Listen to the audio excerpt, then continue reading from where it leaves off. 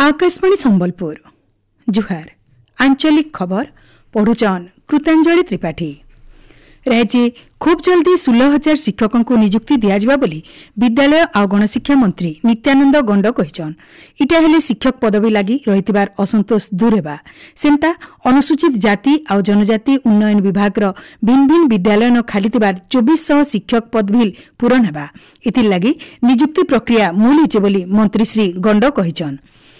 राज्य अनुसूचित जाति और अनुसूचित जनजाति उन्नयन विभाग तरफ परिचालित 1600टा प्राथमिक स्कूल नुआ हॉस्टल तैयार करा जिबा।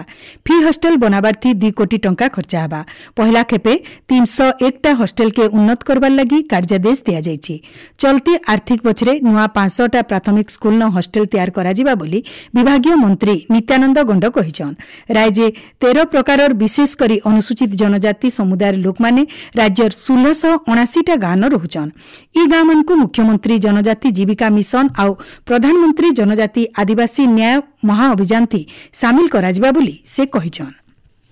राज्य सरकार 18 जन भारतीय प्रशासनिक सेवा आईएएस अधिकारी अदल बदल करिछन। साधारण प्रशासन विभाग विज्ञप्ति अनुसार वरिष्ठ आईएएस अधिकारी सत्यव्रत साहू को गृह विभाग अतिरिक्त मुख्य शासन सचिव एसीएस दायित्व दिया जायछि।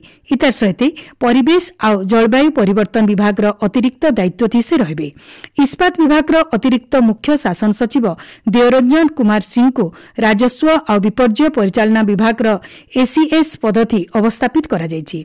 से स्वतंत्र रिलीफ कमिशनर आर ओस्डोमा एमडी दायित्व थिबिल रहिबे।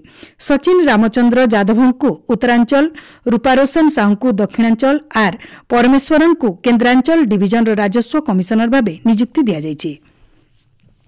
प्रधानमंत्री आवास योजना ग्रामीण हिताधिकारी मान को चिन्हट करबार लगी फेर घाय नुआ करी सर्वे करबार के विधानसभा स्टैंडिंग कमिटी सुपारिश करिछे।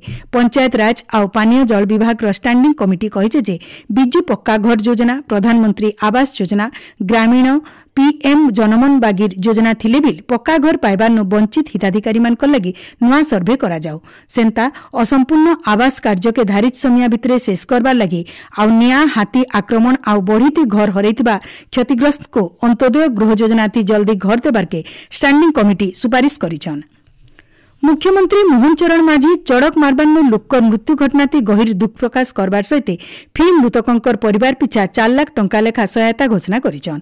इतार सहित आहत मानकर चिकित्सा खर्च राज्य सरकार बहन करबे बोली मुख्यमंत्री कहिछन। चड़क मारबान गलाकाल 6टा जिल्लार 8 जनकर मृत्यु होइतिबार बेले 8 जन गुरुतर आहत होइछन। सबु मृतक चासी आन बोली जना पड़िछे। चड़क मारिकरी गला रविवार दिन 7 जन और शनिवार दिन 12 जनकर मृत्यु होइतिला। झारसुगुड़ा जिल्लार इब नदी उपरे नुआ पोल बनाबार प्रस्ताव के केन्द्र सड़क परिवहन और राजपथ मंत्रालय अनुमोदन करबार सहित इथिर लगी 55 कोटी 43 लाख टंका मंजूर करिछन। ई प्रकल्प लगी राजस्व और विपर्यय परिचालना मंत्री सुरेश पुजारी आगु चिठी लिखिथिले।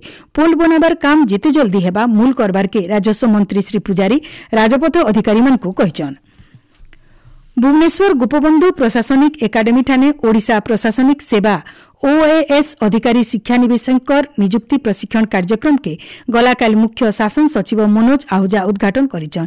ई जुआन अधिकारी मानकर ठानु राज्य करुतबार आशा आउ निजर चिंताधारा बाबदे कहबार सहित मुख्य शासन सचिव संबल विकास और अभिवृद्धि सूचकांक थी उन्नति जरिए परिवर्तन उपरे जोर देइथिले। पश्चिम बंग बालेश्वर और मयूरभंज जिला नथिबार अंतरराज्य गेट देखरी ओडिशा के दिन के पाखापाखि 40 गाड़ी आलू आसीथिबार जना पड़िछे। गला परदिन पश्चिम बंग सरकार अलगा राज्य के आलू पठाबार लगी अनुमति देथिले। आलू आसबार उतरु होलसेल गुदाम न आलू केजी को 21 नु 25 टका रहिछे। आइस्टानु आलूर दाम कमबा बोली कहा जाउछे। बुध मासर उजल पखर तृतीया तिथि अवसरे गलाकाल पुरी श्रीमंदिर श्री विग्रह मानकर बनक लगी नीति हो जाइए। गलाकाल भोर समय थी श्रीमंदिर द्वार फिटा नीति उतरु मंगल आलती होता। अलगा नीति मानकर उतरु संजबेलर 6 बजे उतरु हेंगुल हरिताल कर्पूर कस्तूरी आ प्राकृतिक रंग व्यवहार करी रत्न सिंहासन विराजमान श्रीजीव मानक लगी बनक लगी श्रीमुख सिंगार करा जाइथिला। राज्यर भिन्न भिन्न इलाका मेघुआ पाक सहित केतरा जगान बिजली घड़घड़ी सहित वर्षा लगी रही। पश्चिम ओडिशार संबलपुर, बरगढ़, देवगढ़, झारसुगुड़ा और सुंदरगढ़ सहित राज्यर 14 जिलार गुटे जुड़े जगान आज घड़घड़ी संगे सामान्य मध्यम वर्षा हो पारे बोली भुवनेश्वर आंचलिक पाणीपाग विज्ञान केन्द्र तरफ सतर्क करा जायछे। एचिनिर आंचलिक खबर इनु शेष होला जुहार।